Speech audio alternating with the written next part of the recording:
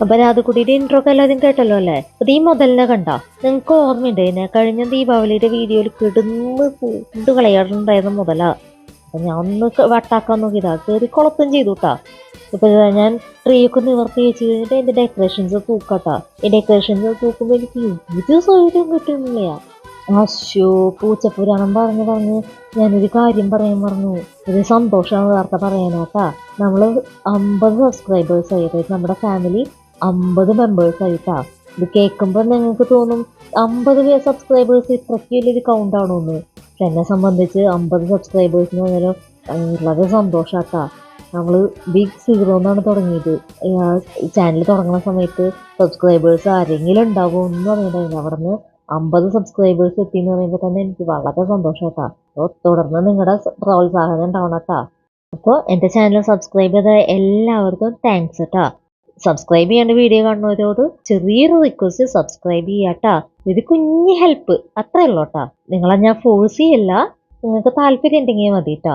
അപ്പോൾ നമുക്ക് ബാക്കി വിശേഷങ്ങൾ പറയാം. അപ്പം ഞാൻ ഈ ഡെക്കറേഷൻസ് ഫ്ലിപ്കാർട്ടിൽ നിന്ന് മേടിച്ചതാട്ടാ.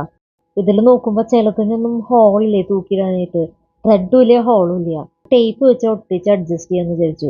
ഇതിന്റെ ഇടയിൽ നമ്മുടെ പൂച്ചക്കുട്ടി പകുതി സാധനങ്ങൾ പുറത്തേക്ക് എടുത്ത് കൊണ്ടുകൊണ്ടിട്ടാ. അപ്പൊ രാധു അവളുടെ പുറകെ കിടന്ന് ഓടുണ്ട്. ഈ ഫ്ലവർ കണ്ട, ഇത് ഞാൻ ഒരു ക്രാഫ്റ്റിന് വേണ്ടിയിട്ട് മേടിച്ചിട്ടുണ്ടായിരുന്നതാ. ഇതിന് ഒട്ടിച്ചപ്പോ ഭാരം കാരണം നിൽക്കണില്ലേ സ്റ്റഡി ആയിട്ട്. ഒടിഞ്ഞു മടങ്ങി വീഴുമെന്ന് അറിയില്ല, നോക്കാം നമുക്ക്. ഞാൻ പറഞ്ഞില്ല ഡെക്കറേഷൻ ഐറ്റംസ് പൂച്ചക്കുട്ടി കൊണ്ടുപോയിന്ന്. പൂച്ചക്കുട്ടിയുടെ പുറകെ പോയിട്ട് രാധുവിന് കിട്ടിയില്ല കേട്ടോ. അപ്പൊ ഞാൻ പോയിട്ട് എടുത്തോണ്ടാ. നമ്മുടെ ഡെക്കറേഷൻസ് ഒരുവിധം തൂക്കി കഴിഞ്ഞു. ഇനിയിപ്പോൾ ഇതിലേക്ക് 2 LED ലൈറ്റ് തൂക്കാം.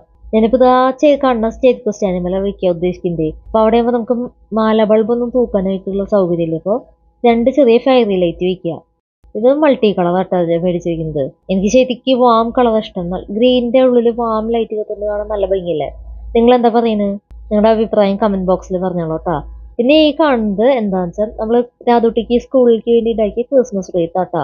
നമുക്ക് ക്രിസ്മസ് വെക്കേഷൻ ആയപ്പോൾ തിരിച്ചു തന്നു. അത് ഞാൻ ഡോറിൽ തൂക്കി.